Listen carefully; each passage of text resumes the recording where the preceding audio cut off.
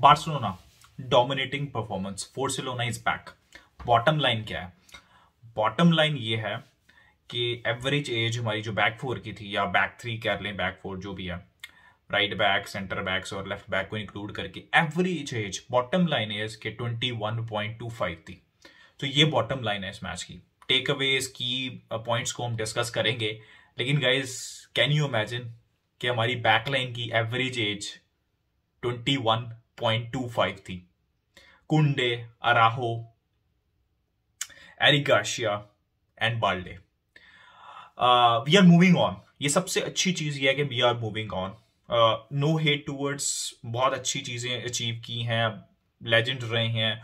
पीके की बात कर लें, जॉर्डी अल्बा 2015 सीजन, बहुत अच्छी सर्विसेज रही हैं। लेकिन मैं हमेशा ये कहता हूं कि there is always a time. आप ऐसे प्लेयर्स को बेंच पे एक्सपीरियंस उनका यूज करें, इंपॉर्टेंट मैचेस में आप ऑफ द बेंच भी उनको यूज कर सकते हैं। लेकिन सबसे इंपॉर्टेंट चीज ये है कि you have to move on. यहाँ पे चावी को क्रेडिट चाहता है कि उसने ये मुश्किल डिसीजन ले। हर मैनेजर ये डिसीजन नहीं ले सकता। आपने ओवर द इयर्स देखा होगा, जॉर्डी अल्बा को बैठा के बाल्डे को खिलाना आसान डिसीजन नहीं है। पीके का जो पिछले 6 महीने थे उसके चावी के अंडर, उस परफॉर्मेंस के बाद पीके को बेंच करना आसान डिसीजन नहीं था। लेकिन गट्स है यहाँ पे चाबी में, जो कि मैं अप्रिशिएट करता हूं, जो कि बहुत कम मैनेजर्स में होते हैं। ये सबसे अच्छी चीज है। वो अचीव करे या ना करे वो एक सेकेंडरी थॉट है, लेकिन सबसे अच्छी चीज ये है कि वो उसके अंदर गट्स हैं टू टेक डिफिकल्ट डिसीजंस। तो बॉटम लाइन ये है कि हमारी जो एवरेज एज थी बैक लाइन की वो 21.25 है। मैं ये नहीं कह रहा age is just a number, लेकिन this is a fresh start. सबसे पहली बात तो ये है। अगर हम स्टार्टिंग लाइनअप की बात करें बैक फोर की, तो मैंने आपको बात कर ली कि वो बैक फोर नहीं थी, वो back four come back three थी। रिपोर्ट्स आ रही थी सर्जियो रोबर्टो स्टार्ट करेगा, सर्जियो रोबर्टो ने नहीं स्टार्ट किया। कुंडे खेल रहा था राइट साइड के ऊपर, राइट बैक के ऊपर। वो राइट बैक नहीं था, वो राइट विंग बैक ही था। तो आप लोग समझ गए हैं, मुझे बार बार एक्सप्लेन करने की जरूरत नहीं है कि बाल्डे जो है वो लेफ्ट साइड से अटैक करते हैं। बुस्केट्स था, गावी था, I was expecting Frenkie de Jong, लेकिन गाइस वैलोडिलिट थी। सबसे पहली बात, बार्सा ने अच्छी पोजेशन बेस अटैकिंग प्यारी फुटबॉल खेली। सबसे पहले तो मैं आपको ये बता दूं, लेकिन इट वॉज, आई नो इससे पहले कि तुम लोग कहोगे वैलोडिलेट था, इट वॉज वैलोडिलेट, राइट।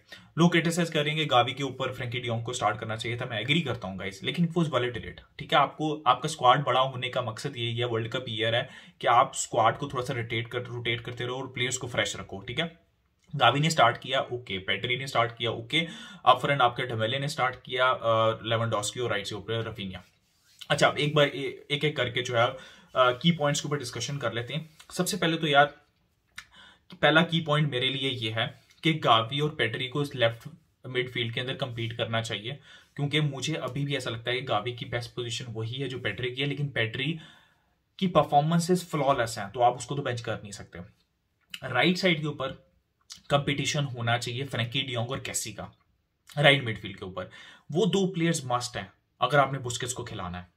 यार गावी फाइनल थर्ड में बहुत अच्छा खेलता है, ठीक है, लेकिन उसके पास, बार बार मैं कह रहा हूं, उसके पास बुस्केट्स को डीप खेलने की एबिलिटी अभी नहीं है। इसलिए फ्रैंकी डी जोंग या कैसी में से किसी एक का खेलना बहुत जरूरी है इन फ्यूचर मैचेस। तो सबसे पहला तो की पॉइंट किया है। और सिंगल पिवट में या तो प्यानिच होना चाहिए, बुस्केट्स होना चाहिए, फ्रैंकी डी जोंग भी हो सकता है। उसकी रीजन मैं भी थोड़ी देर में एक्सप्लेन करता हूं। इस मैच में बहुत सी चीजें हमें देखने को मिली, तो ये मैच बड़ा इंटरेस्टिंग। और बार्सा का हर मैच इसलिए इतना इंटरेस्टिंग है क्योंकि हर मैच में कोई ना भी, कुंडे की डेब्यू हुई तो वो एक इंटरेस्टिंग चीज थी कि उसने राइट बैक भी खेला। फिर जब अराहो सब्स्टिट्यूट हुआ, सर्जियो रोबर्टो आया, तो बार्सा, अच्छा बार्सा ने एक मैच के अंदर आप समझ सकते हो कि 2 दफा फॉर्मेशन चेंज की, बल्कि 2 या 3 दफा फॉर्मेशन चेंज की। सबसे पहले बार्सा खेल रही थी बैक 4 जो कि बैक 3 थी। कुंडे जो है वो राइट सेंटर बैक खेल रहे थे और 3 सेंटर बैक्स के साथ वो खेल रहे थे। फिर बार्सा ने सर्जियो रोबर्टो के लिखे है, कुंडे और एरिक गार्सिया खेले थे, अराहो बाहर चले गए, तो बार्सा प्रॉपर 4-3-3 में खेल रही थी, जिसमें आपके जो राइट बैक और लेफ्ट बैक हैं वो अटैक कर रहे थे जैसे सर्जियो रोबर्टो है। फिर बार्सा ने सब्स्टिट्यूट किया गावी की जगह फ्रैंकी डी जोंग को, तो बार्सा नॉर्मल मिडफील्ड खेल रही थी, बुस्केट्स, फ्रैंकी डी जोंग और पेड्री की, जो कि हम चाहते हैं कि बार्सा ये खेले, जो कि मैं भी चाहता हूं बार्सा ये खेले। लेकिन फिर बुस्केट सब्स्टिट्यूट हुआ और बार्सा डबल पिवट में खेल रही थी। बार्सा, आपने अगर इमेजिन किया हो, अगर आपने ऑब्जर्व किया हो, तो Barca Frenkie de Jong single pivot में नहीं खेल रहा था। जब फ्रैंकी डियोंग आगे जाता था तो कैसी जो है वो डीप मिडफील्डर रहता था। जब डीप मिडफील्डर कैसी आगे जाता था तो फ्रैंकी डियोंग डीप मिडफील्डर रहता था। तो डबल पिवट में बारसा खेल रही थी। तो चावी ने कल के मैच में, पता नहीं आप लोगों ने ऑब्जर्व किया ये नहीं किया, बारसा डबल पिवट में भी खिलाया उसने फ्रैंकी और कैसी को। So that was really exciting for me, right. तो ये मिडफील्ड का तो मैंने आपको सारी सिचुएशन बता दी। आपकी बैकलाइन बेहतरीन परफॉर्मेंस यहाँ पे बाल्डे की, भाई बाल्डे ने अपनी जगह छीन ली है जॉर्डी अल्बा से। So that is very good to see. Youngsters को क्या करना चाहिए भाई, हम कितना का कह लेंगे यंगस्टर को खिलाओ, यंगस्टर को खिलाओ, यंगस्टर को अपनी जगह छीननी है। ठीक है भाई, मैं यहाँ पे हूँ, मैं बेटर परफॉर्म कर सकता हूँ। कुंडे की गोल लाइन क्लियरेंस बेहतरीन, world class debut. I am really looking forward to see Kounde. और मैंने यही आपको कहा था कि Kounde will bring a change. Ball bring ability उसकी बेहतरीन है। गावी को वो जो लाइन ब्रेकिंग पास था उसका राइट साइड से, that was amazing.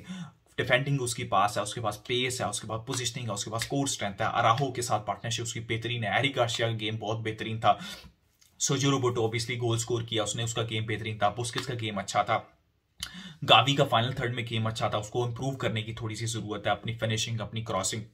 Pedri as always कुछ कहने की जरूरत नहीं है, he was amazing as always. Goal भी स्कोर किया उसने and he was affecting the game. Control provide करता है, कंसिस्टेंसी मिडफील्ड के अंदर वो प्रोवाइड करता है। पेड्री, मतलब आप बहुत ही रेयरली कहते हैं कि पेड्री का गेम अच्छा नहीं था। आप इवन फ्रैंकी डियोंग, बुस्केट्स के बारे में, गावी के बारे में भी कह देते हैं, लेकिन पेड्री के बारे में आप बहुत ही रेयर कहते हैं कि उसका गेम अच्छा नहीं था। तो बहुत अच्छी परफॉर्मेंस थी यहाँ पे पेड्री की। अच्छा, फ्रंट थ्री का जो हमारा इशू है या फिर लग्जरी है, इसको मैं एक्सप्लेन करता हूँ। लेवेंडोव्स्की 11 गोल्स की, भाई गोल स्कोर करेगा, पिचिची के लिए फाइट करेगा, फेवरेट है पिचिची के लिए, बहुत गोल स्कोर करेगा वो। इस मिडफील्ड के साथ, इन विंगर्स के साथ बॉल गोल स्कोर करेगा भाई, वर्ल्ड क्लास है वो। मतलब उसका जो दूसरा गोल था ना जो डेम्बले ने उसको असिस्ट किया, that was a world class finish. और this is what you will get for Lewandowski. 50 million कुछ भी नहीं अगर वो 3 सीजन हमें इसी तरह के दे दे। तो लेवेंडोव्स्की अमेजिंग, हैट्रिक कर सकता था, पोस्ट के ऊपर लगी, रोबर्टो ने गोल कर दिया। बट गाइस हैट्रिक भी आएगी, टेंशन मत लो। जो लोग टेंशन ले रहे थे ना लेवेंडोव्स्की को लेके कि भाई क्या होगा क्या नहीं होगा, भाई ये होगा, गोल होंगे। ठीक है, बहुत जल्दी रिएक्ट मत किया करो। बारसा फैंस को मैं कह रहा हूँ, और बाकी लोगों ने रिएक्ट करना है, बारसा फैंस से तो मैं एक्सपेक्ट नहीं करता कि आप लोग जो है वो रिएक्ट करो इतनी जल्दी प्लेयर्स के ऊपर। यार अब मैं विंगर्स की बात कर लेता हूँ क्योंकि ये ना डिस्कस करना बड़ा जरूरी है।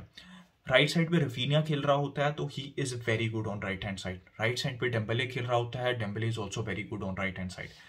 लेफ्ट साइड पे आप रफीनिया को लेके जाते हो, लेफ्ट साइड पे आप डेम्बले को लेके जाते हो, वो उसकी नेचुरल पोजीशन दोनों की नहीं है। दोनों कहीं ना कहीं, मतलब they are trying their best, वो कर रहे होते हैं। आई नो दोनों प्लेयर्स इतना अच्छा परफॉर्म कर रहे हैं कि यू आर फोर्स्ड कि डेम्बले को भी स्टार्ट करना है, और डेम्बले लेफ्ट साइड पे खेल सकता है और रफीनिया को भी स्टार्ट करना है। लेकिन दोनों की बेस्ट पोजीशन जो आती है ना, जैसे डेम्बले जब रफीनिया सब्स्टिट्यूट हो गया था और आंसू फाटी आ गया था और डेम्बले राइट साइड पे आ गया था, तो उसका जो गोल था वो एक अलग प्लेयर लगता है राइट साइड के ऊपर। रफीनिया भी एक अलग प्लेयर लगता है। रफीनिया के पास भी विजन है, डेम्बले के पास भी विजन है। कंसिस्टेंसी चाहिए डेम्बले से भी और रफीनिया से भी। प्रॉब्लम यह है, मुझे ऐसा लगता है बेस्ट अभी भी लाइनअप यही है कि अगर फुली फिट आंसू फाटी फुली फिट रहता है तो आंसू फाटी should be on left hand side, because वो एक प्योर ऑप्शन आपके पास लेफ्ट विंगर के तौर के ऊपर। Lewandowski up front, and then you have to decide कि रफीनिया या डेम्बले। अगर कोई टीम हाई लाइन खेल रही है, you can go for Dembele, because उसको स्पेस चाहिए होती है और वो उसकी बेस्ट गेम है और वो थ्राइव करता है उसके अंदर। अगर आपको लो ब्लॉक और आपको छोटे पासेस चाहिए, या फिर आपको you have to find a man side the box, right, then you go for Raphinha. उसका विजन ज्यादा बेटर है, उसका फाइनल थर्ड के अंदर डिसीजन मेकिंग ज्यादा बेटर है डेम्बले से। तो ये एक बहुत अच्छी प्रैक्टिस हो रही है बारसा की, राइट। आप लोग समझ रहे हैं कि मैं ये क्यों सब कुछ एक्सप्लेन कर रहा हूं। मैं इसलिए एक्सप्लेन कर रहा हूं कि it's a good luxury to have. Barca एक ही गेम के अंदर 4-3-3 प्योर, मतलब राइट बैक लेफ्ट बैक के साथ भी ट्राई कर रही है। बारसा 4-3-3 ट्राई कर रही है जिसके अंदर 3 सेंटर बैक भी हैं। बारसा सिंगल पिवट भी एक ही मैच में ट्राई कर रही है, डबल पिवट भी एक भी मैच में ट्राई कर रही है। बारसा 2 राइट साइड के विंगर जो है वो एक ही मैच में ट्राई कर रही है, डेम्बले और रफीनिया। फिर आप डेम्बले और आंसू फाटी भी ट्राई कर रहे हैं, फिर आप फेरन टोरेस और आंसू फाटी भी ट्राई कर रहे हैं। इसका मतलब क्या है? इसका मतलब यह है कि बारसा के पास बहुत ऑप्शंस हैं, चावी के पास बहुत ऑप्शन है। It's a luxury to have, समझ रहे हो मेरी बात? It's a luxury to have. Xavi has to make this right. उसके पास बहुत अच्छी टीम है। अगर एक और साइनिंग हो जाती है, there is no excuse that you should not win La Liga at least. तो गाइस ये की पॉइंट्स से मैंने आपको एक्सप्लेन कर दिया। बेहतरीन मैच था। अगला मैच है सविया के साथ और ये बेहतरीन मैच होने वाला है। Barca should be winning that match, लेकिन उसके ऊपर हम बाद में बात करेंगे। Guys last but not least, Antony to Manchester United is here we go हो चुका है। और मैं बस यही कहूंगा कि ये मैनचेस्टर यूनाइटेड फैंस को थोड़ा सा सब्र करना है, थोड़ी सी पेशेंस रखनी है एरिक टेन हाग के साथ। एरिक टेन हाग एक बहुत अच्छा मैनेजर है। आपको पता है, being a Barca fan, I always wanted Erik ten Hag at Barcelona. I know over pay कर रही है यहाँ पे Barcelona Antony, sorry Manchester United Antony के लिए, लेकिन गाइज अगर वो परफॉर्म करता है ना तो कोई भी, मैं हमेशा कहता हूँ, प्राइस टैग कोई भी नहीं याद रखता। और अगर वो परफॉर्म नहीं करता तो 80 मिलियन भी चुपना था, 70 मिलियन भी चुपना था, और अगर वो परफॉर्म करेगा तो 100 मिलियन भी चुपेगा नहीं। ओवर पे कर रही है मैनचेस्टर यूनाइटेड, लेकिन द बॉटम लाइन इज कि चैंपियंस लीग फुटबॉल नहीं है, ठीक है। स्टेट इतनी अच्छी नहीं है, आपको ओवर पे करना पड़ेगा थोड़ा बहुत, 20-25 million, I think Lisandro Martinez. But the most important thing, जो टारगेट्स थे एरिक टेन हाग के apart from Frenkie de Jong, वो सब आ रहे हैं। And that's what management has to do. ये सपोर्ट प्रोवाइड करनी है। अब यही एंटनी अगर 1 साल बाद आता तो फायदा, जैसे सांचो का केस हुआ था तो फायदा नहीं होना था। तो आप 20 मिलियन ज्यादा देके नेगोशिएशन छोड़ो, 20 मिलियन ज्यादा देके आप प्लेयर लेके आओ जो कि अभी जरूरत है मैनेजर को। 1 साल बाद मैनेजर सैक हो जाएगा तो उसके मतलब का प्लेयर बाद में आप ले आओगे तो फायदा क्या होगा। तो बहुत अच्छी साइनिंग है ये मैनचेस्टर यूनाइटेड के लिए। तो I'm really looking forward to see Antony in Premier League. So guys, this was my opinion on the match and on Antony. आप अपना ओपिनियन दें, कैसा लगा आपको मैच और कैसी लगी आपको ये transfer in the comment section. Like, subscribe, share, keep enjoying football. Until next time, it's a good bye from me.